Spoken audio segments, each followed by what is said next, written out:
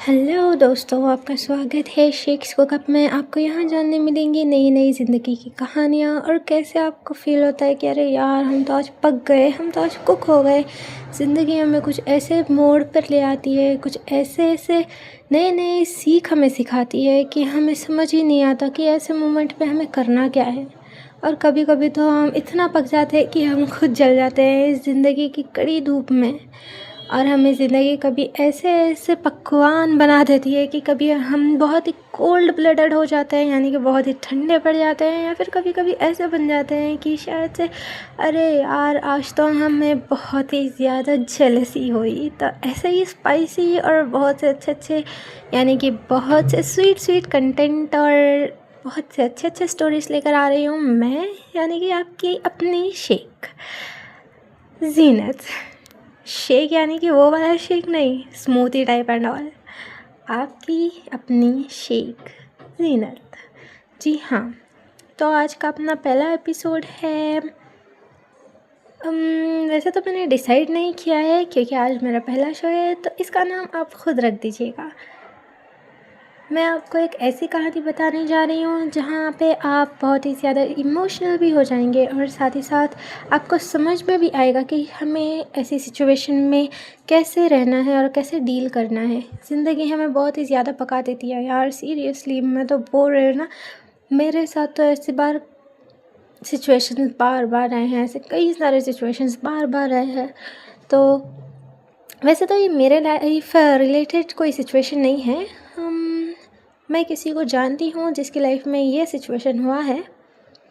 तो रिसेंटली जब मैं ऑफिस में बैठकर ऐसे वर्क कर रही थी, पर्टिकुलरली जॉब तो नहीं है बट या एज एन इंटर्न, मैं वहाँ पे इंटरव्यू देने के लिए गई थी। तो कह सकते हैं कि वहाँ का सराउंडिंग्स जो है स्कूल टाइप है, ऑलमोस्ट स्कूलिंग ही है यार। तो वहाँ पर एक सर बैठे हुए थे। सर के पास एक पेरेंट आए। ऐसा तो नहीं कह सकते कि इसमें सर की गलती थी या फिर पेरेंट की गलती थी, या उनके साथ ने ज़िंदगी ने उन्हें इतना पका दिया था कि वो उन्हें खुद समझ नहीं आ रहा था कि वो किस दौर से गुज़र रही हैं और उन्हें इस मौके पर करना क्या चाहिए। तो सर बैठे हुए थे, मेरा इंटरव्यू चल रहा था। साइड से एक पेरेंट आई और आकर इंटरप्ट करने लगी। अब इसमें तो सर कुछ कर नहीं सकते थे क्योंकि उनको साइड में एक इन हर पर्सनल लाइफ, उनके पर्सनल लाइफ के बारे में भी कुछ बात पता चली थी, और वो बात ये थी कि उनके अभी शौहर नहीं रहे या उनके हस्बैंड नहीं रहे। और इसी तरह उनको उनकी ज़िंदगी ने इतना कुक अप कर दिया था ना कि उन्हें पता ही नहीं चल रहा था कि अब इस ज़िंदगी को मज़ेदार बनाने के लिए इसमें कौन सा इंग्रेडिएंट मिलाना चाहिए, क्या करना चाहिए कि ज़िंदगी जो उनकी अभी कुक्ड चल रही है उसको कैसे इंटरेस्टिंग बनाए। तो वो आई अपने बेटे को लेकर, जो कि अभी शायद से ऑलमोस्ट हम कह सकते हैं कि दिखने में वो 15 या 16 साल का था। वो अपने बेटे को लेकर आई जिसकी हालत तो किसी मज़दूर से कम नहीं लग रही थी। शायद ऐसे दौर पर ना मिडिल क्लास वाले लोग बहुत ही ज़्यादा गुजरे होंगे। उनका शौहर का इंतकाल हुआ था और उनके बच्चे के लिए वो यही चाहती थी कि उनकी लाइफ में अगर उन्हें एजुकेशन यानी कि नॉलेज नहीं हासिल हुआ तो क्या हो गया, वो अपनी औलाद को तो एजुकेशन दे सकती है ना। तो वह अपने बेटे को लेकर आई जो बहुत ही मज़दूरों वाली हालत में था।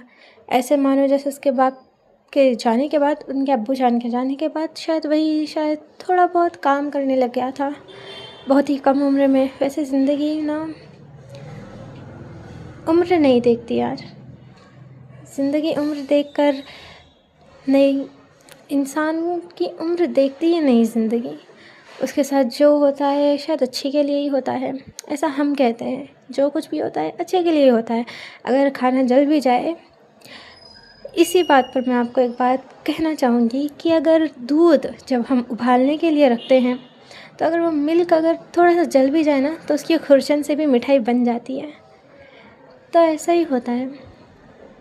अगर ज़िंदगी आपको कुकअप कर डाले ना तो आपको फ़िक्र नहीं करना चाहिए, क्योंकि जले हुए दूध से भी मिठाई बन सकती है। जो भी होता है अच्छे के लिए ही होता है। उनकी मम्मी ने कहा कि मेरे बेटे का एडमिशन करवाना है। तो सर ने कहा कि एडमिशन तो नहीं हो सकता।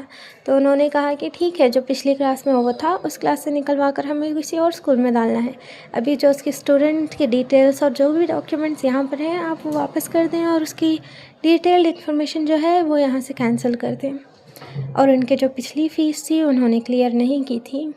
और इसी बात पर वो ऑलमोस्ट रोने वाली थी, क्योंकि सर ने कहा था कि वो तो डिटेल्स अब हम वापस नहीं कर सकते क्योंकि आपने पिछले साल की फ़ीस नहीं पे करी थी। तो आप अपनी फ़ीस पे करें, उसके बाद अपने स्टूडेंट की डिटेल्स ले जाएं, ऐसा उन्होंने कहा था। तो सर के ये बात सुनकर वो तो रोने लगी थी ऑलमोस्ट, क्योंकि उनकी ज़िंदगी उन्होंने बहुत ही ज़्यादा पका दिया था। और वो कहने लगी कि पॉलिसी के पैसे आने वाले हैं, जब पैसे आएंगे तो हम आपको वापस कर देंगे। उन्होंने अपनी ज़िंदगी को सुकून बनाने के लिए बहुत ही ज़्यादा मेहनत की।